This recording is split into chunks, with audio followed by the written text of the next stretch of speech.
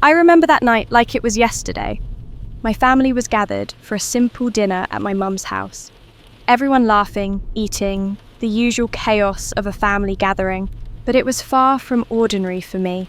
I had been trying so hard, hoping that, just for once, my mum would look at me and see something more than the disappointment she seemed to believe I was. That night, I thought I had a chance.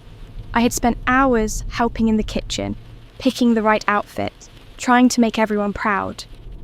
But as I was walking to the table, holding a tray of juice, my mum's voice pierced through the air, cold and unforgiving.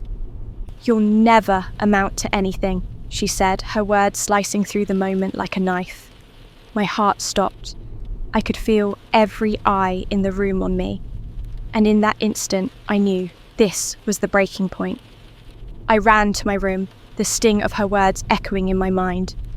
But little did they know, that moment would be the one that pushed me to do something I never thought I could. I barely remember the rest of that dinner.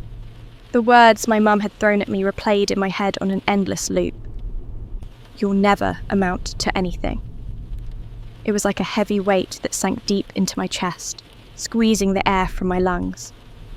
I had spent years trying to prove myself, trying to show that I wasn't just the quiet, invisible one in the family. But no matter how hard I tried, it was never enough. I could feel the heat rising in my face, the shame creeping up from my chest to my throat. I wanted to cry, I wanted to scream, but instead I stayed frozen. The table, once a place of familiar warmth, now felt like a courtroom, and I was the guilty one, sentenced without a trial. The silence around me felt suffocating. Everyone was still, watching, waiting for me to react, but there was nothing to say. What could I say? Amanda, my sister, sat at the other end of the table, her eyes cold, as always. She'd never been one for subtlety, but tonight her silence was just as loud as my mum's words. She had always been the golden child, the one who got the praise, the attention, the approval. I'd always known I'd never measure up, but somehow it still hurt. That sting of never being enough, never being seen, never being heard. I could see the pity in my mum's eyes when she glanced at me, as if she was tired of trying with me. It was the same look she'd given me for years. I tried to be the good daughter, the one who went to college, the one who worked hard, the one who kept the peace, but in her eyes, I was always just not enough, as if I were a mistake she couldn't fix. I stood up abruptly, my chair scraping against the floor, breaking the silence like a thunderclap. Without saying a word, I excused myself and rushed out of the room, my heart pounding in my ears. The cold night air hit me as I stepped outside, the driveway illuminated by the dim glow of the porch light. My hands were shaking. My breath was shallow. I couldn't stay there. I couldn't be in that house for another second. I didn't even know where I was going, but I couldn't be near them. I couldn't be near her. I fumbled with my keys as I reached my car, my vision blurred with the sting of unshed tears. I needed to get away, to breathe. I needed to figure out what to do next. I slid into the driver's seat, slamming the door behind me. The engine roared to life, and I pulled out of the driveway, my mind spinning in a chaotic frenzy. The drive felt endless. The familiar streets of Denver passed by in a blur, and all I could think about was what had just happened. The words my mum had spoken echoed in my head. They weren't new, they weren't surprising, but they were brutal. They cut deeper than any argument or confrontation ever had. Why did she hate me so much? Why was I always the disappointment? Was I really that invisible to her? Was my life really worth so little? Tears finally spilled down my cheeks as I sped through the city, my emotions threatening to consume me. I was angry, I was hurt, but most of all, I was devastated. I had spent my whole life trying to be the person they wanted me to be. I tried to fit into a mold that wasn't made for me. And after all that effort, all those years of trying to prove myself, I was still nothing more than the failure, the burden. I pulled up to my apartment, but I didn't get out. I sat in my car for what felt like hours, gripping the steering wheel until my knuckles turned white. I didn't know what I was supposed to do now. I didn't know how to move forward, how to fix this. But I knew one thing for sure. I couldn't keep living like this. I couldn't keep waiting for their approval, for their love that always seemed just out of reach. I had spent so long chasing their acceptance, but it was never going to come. It was like running on a treadmill, exerting all my energy, but going nowhere. My mum's words were a wake-up call, a cruel reality check that I couldn't ignore anymore. I wasn't going to spend the rest of my life begging for their validation. I wasn't going to let her words define me. But what was I supposed to do? What was the next step? The silence of my apartment enveloped me when I finally stepped inside. The walls felt like they were closing in.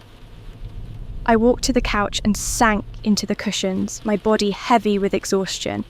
I was empty, drained.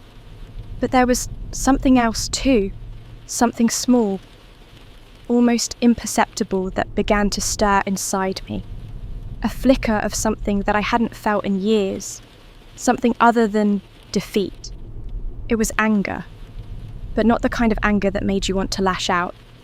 It was the kind of anger that fueled change, the kind that pushed you to stand up and do something, anything, to prove that you were more than what others saw you as.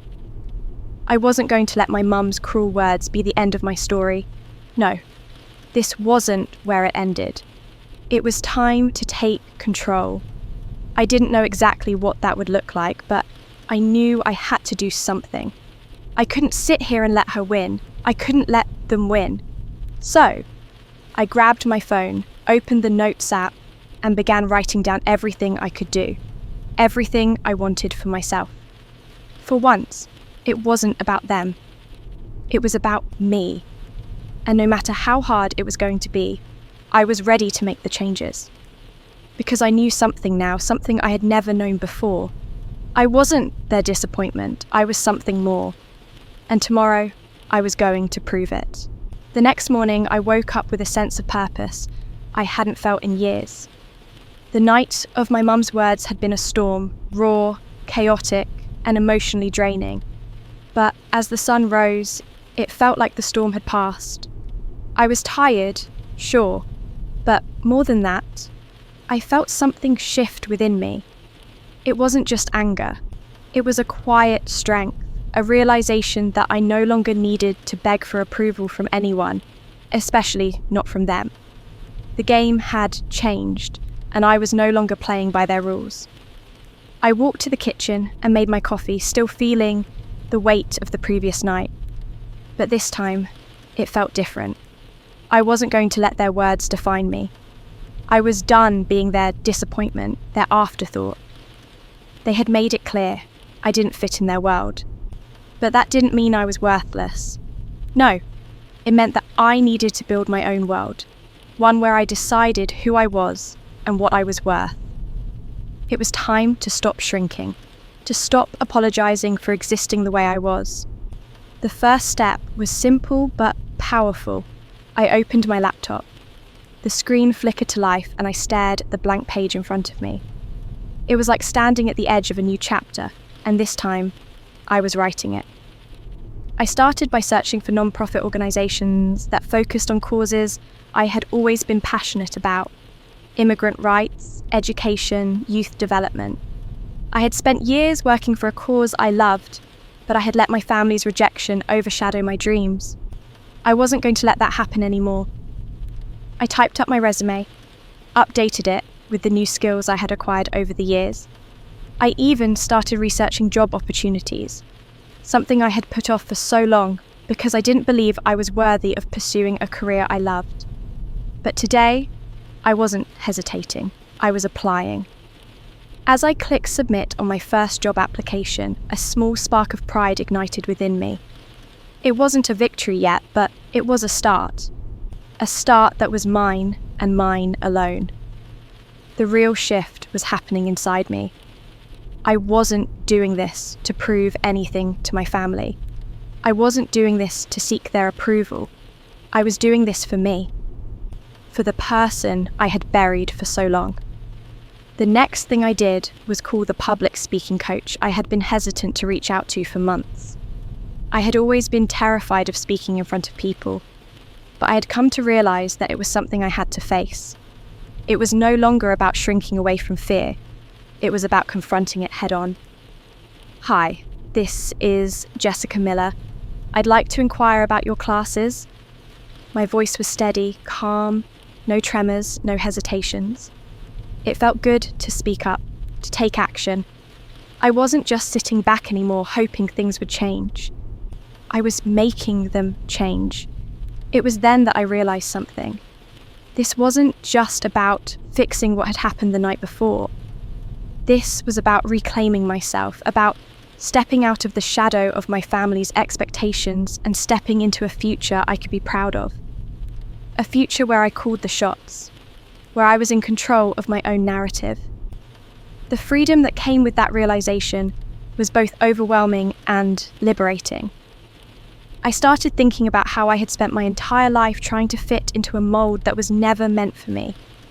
I had tried to be the daughter my mum wanted, the sister Amanda expected, and it had never been enough. But here I was, at a crossroads.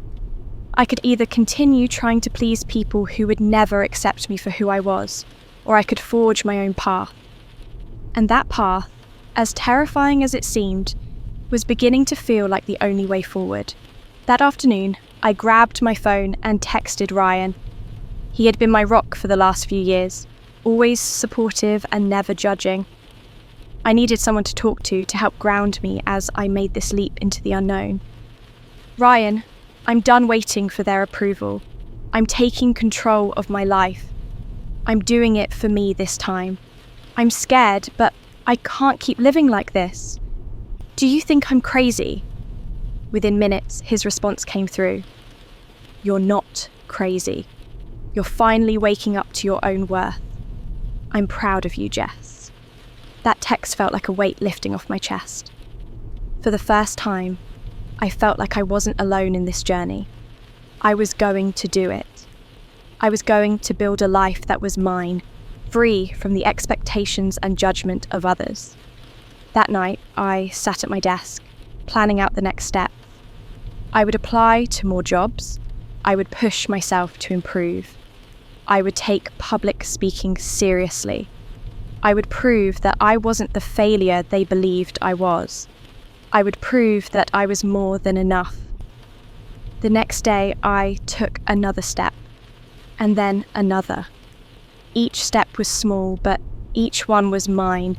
The change had started, and there was no turning back now. The old me, the one who tried to shrink and disappear, was gone.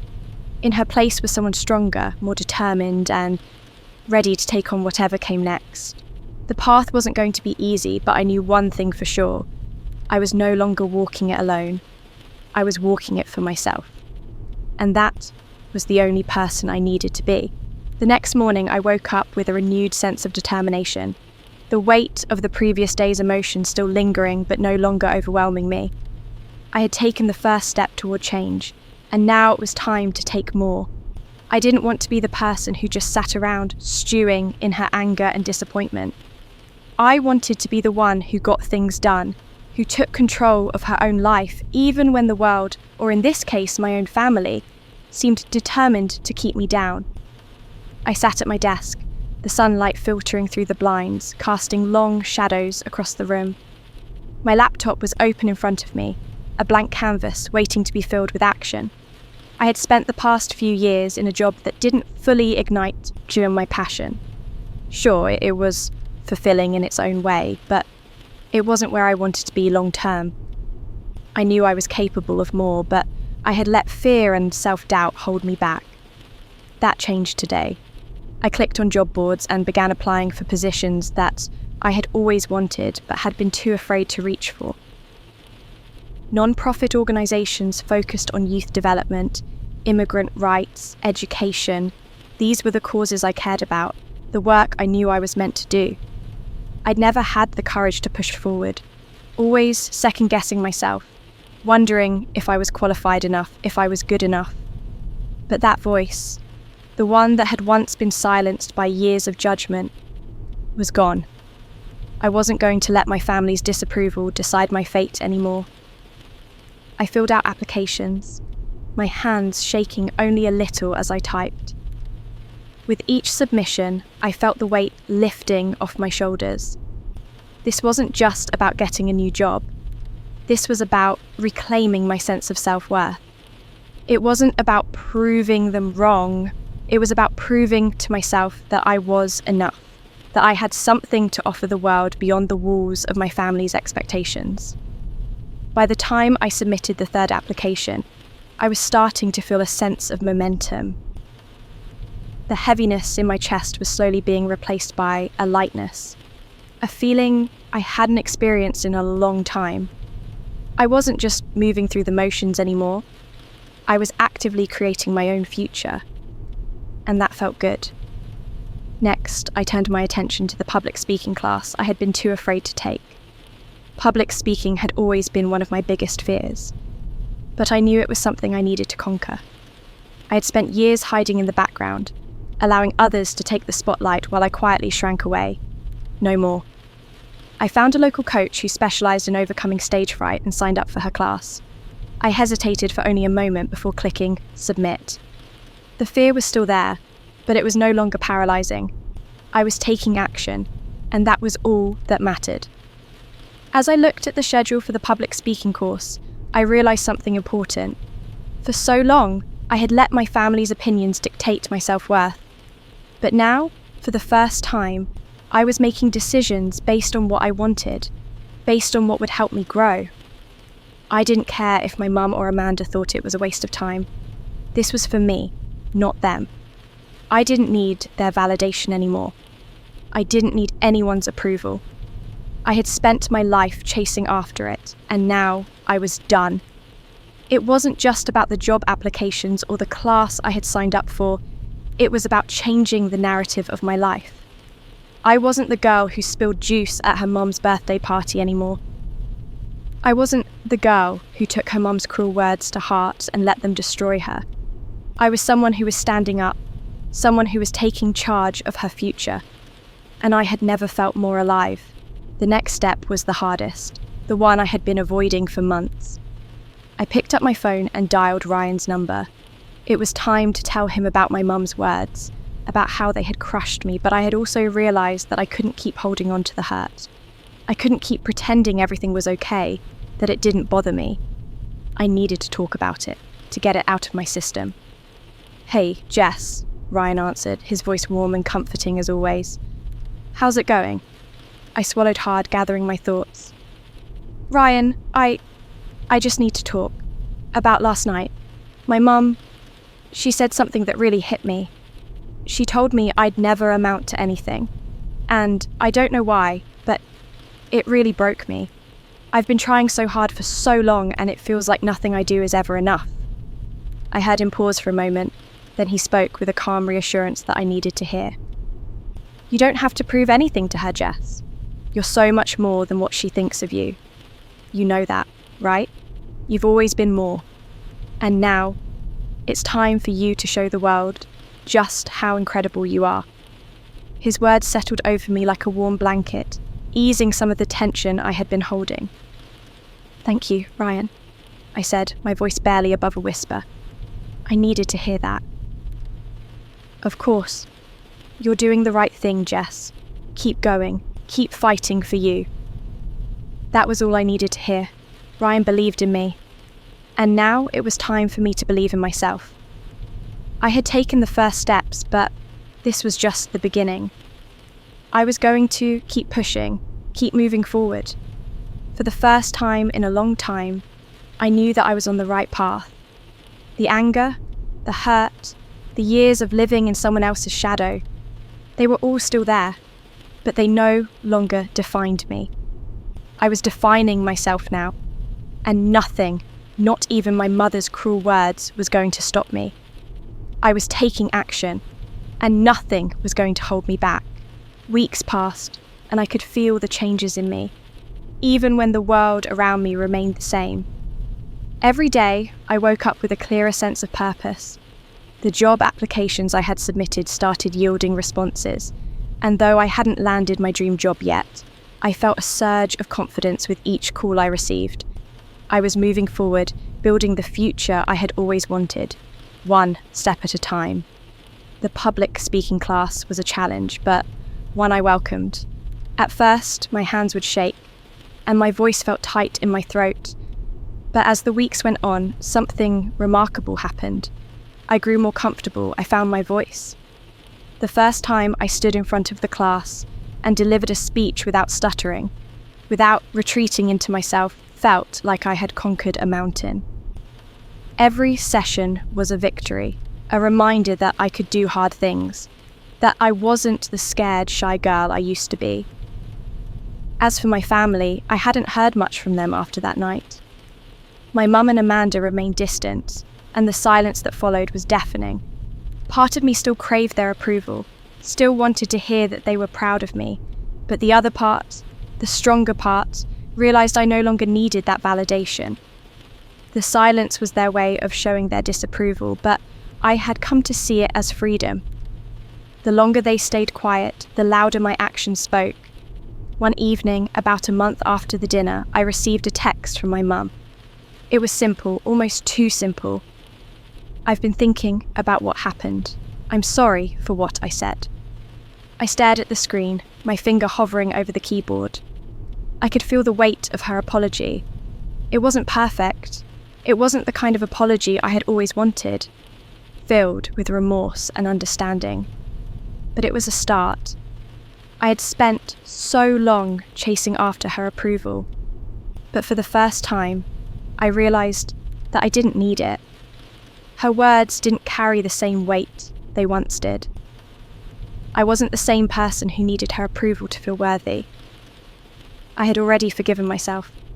I replied, but my response was different from what I had expected it to be. "I appreciate your apology. I've been doing a lot of thinking too. I'm moving forward, and I need to keep doing that on my own terms."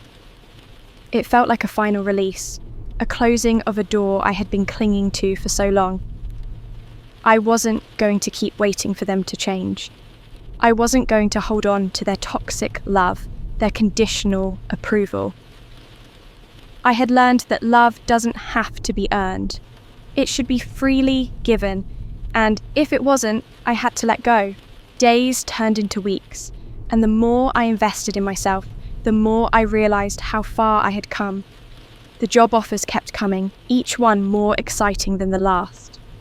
The public speaking class had become something I looked forward to, and I started volunteering for speaking opportunities at local events. I was finally the person I had always hoped I could be, confident, capable, and unapologetically myself. Looking back at that night, the night my mum's words shattered me, I realised that it wasn't the end. It was the beginning of something far more powerful, the start of my journey to reclaim my life, my worth, and my voice. I wasn't defined by their expectations anymore. I had taken action, and I had proven that I could build the life I wanted, without them, but stronger because of it. The result? I was free. Free from their judgment, free from their silence, and free to live my life on my own terms. And in that freedom, I found my strength.